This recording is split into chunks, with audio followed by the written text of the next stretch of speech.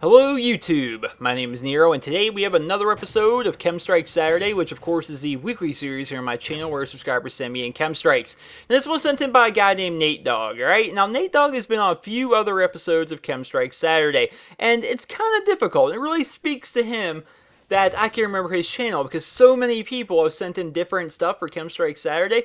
I think we're like 50 or 60 episodes into KEM Strike Saturday or so now. We do usually 3 every single week. Occasionally we won't do 3, we only do 2, depends on what is sent in that week.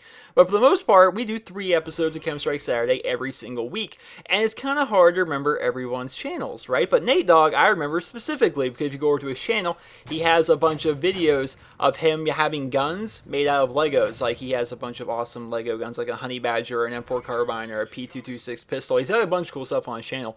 And that's why I remembered him when he sent in the gameplay, and I looked at the channel of the person sent me in the gameplay. I'm like, I remember you. You have the cool Lego stuff. Yeah, so Nate Dogg, shout out to you. So what's Nate Dogg doing in this gameplay? So we're playing a bit of Drop Zone, and we're playing it on the map Octane. We're running around with the Lynx sniper rifle. We're running around with that Lynx ACOG sniper rifle, which to me makes the gameplay a bit better. You know, sniper, well, okay, don't get me wrong here. Sniper KEM Strikes are always impressive. It's always impressive no matter what game you're playing, what game mode you're doing, anything. If you're using a sniper and you go on a 24 or 25 kill streak, it's impressive to me. Yeah, it's definitely awesome.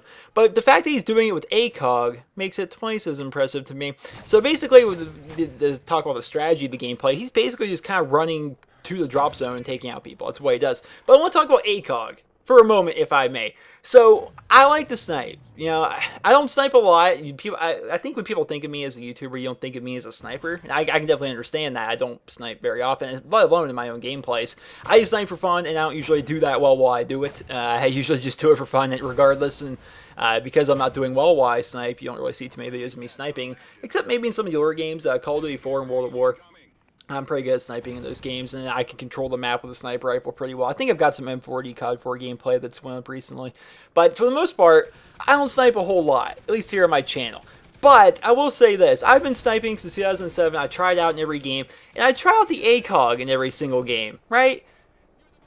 It's bad. Why do people like the ACOG? I don't understand it. So, the last time to me the ACOG was good was in Call of Duty 4, and if you use it on the M40 sniper rifle in that game, it actually gave the sniper a damage buff to the point where you could one-shot somebody while shooting them in the foot. As long as the M40 had the ACOG attachment. That's how it worked. It was a weird glitch that never seemed to get patched.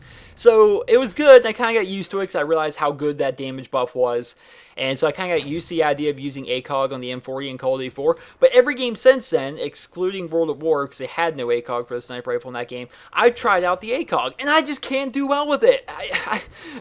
I'm way better with a regular scope than I am with the ACOG. I just don't understand how people can use ACOG. If I were to make a top 10, which I need to make more top 10s, I'm going to be getting on that. There'll be more top 10s coming your way pretty soon.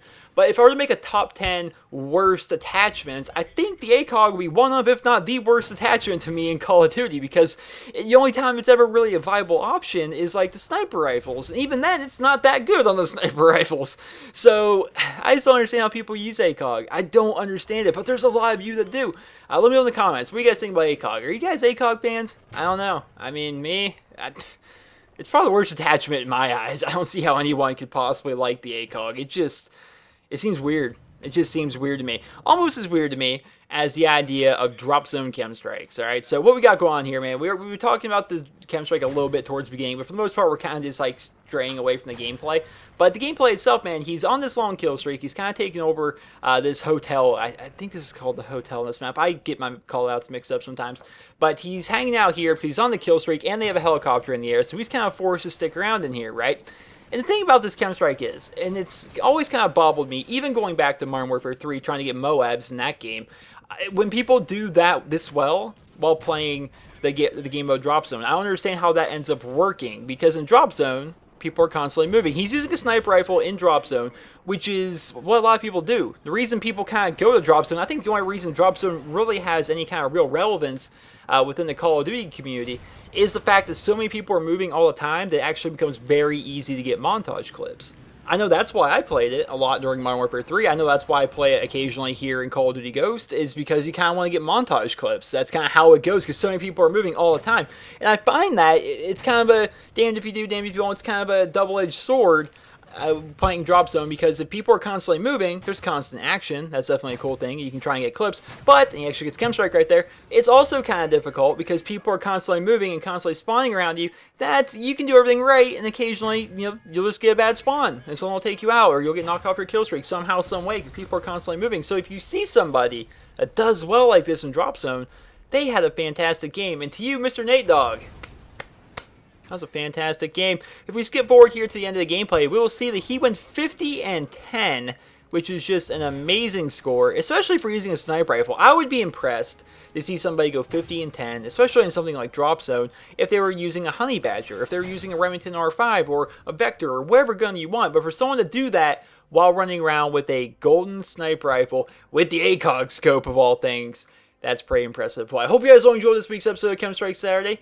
And if you did, please be sure to leave a rating where you guys feel the video deserves. And if you guys like to send in your guys' KEM Strikes for next week's episode of KEM Strike Saturday, everything you guys need to see is on your screen right now. Everything you guys need to see right here. No commentary, no color correction. Try and render the video at a great quality. There were so many videos that had to get turned down this week, including like a double pistol KEM Strike and some awesome PC gameplay, just because the quality was so bad. It was just awful quality. Yeah, I'm probably going to make a tutorial here in the future. But yeah, try and render the video at good quality. Upload to YouTube as unlisted. Link me via personal message here on YouTube. And there you go. You've submitted your video for KEM Strike Saturday. If you guys like to go ahead and check out Nate Dogg, like I said, he's been on a few episodes of KEM Strike Saturday before. If you haven't checked out his channel already, I highly suggest it, because he has a bunch of Call of Duty Ghost gameplay on his channel. But the cool thing is he's got some LEGO videos on his channel. He has a fully constructed LEGO Honey Badger from COD Ghost, a fully constructed M4 carbine from COD 4. He's got the L115 sniper rifle. He's got a bunch of different LEGO guns on his channel, so if that's something that could possibly interest you, you guys go ahead and check them out. And these aren't just stupid looking little guns, right? These are actually like really awesome, well put together gun replicas made out of Legos. He's got some cool stuff on his channel. So I hope you guys all enjoyed this week's episode of KEM Strike Saturday. And if you did, please be sure to leave a rating. Hope you guys all have a wonderful day.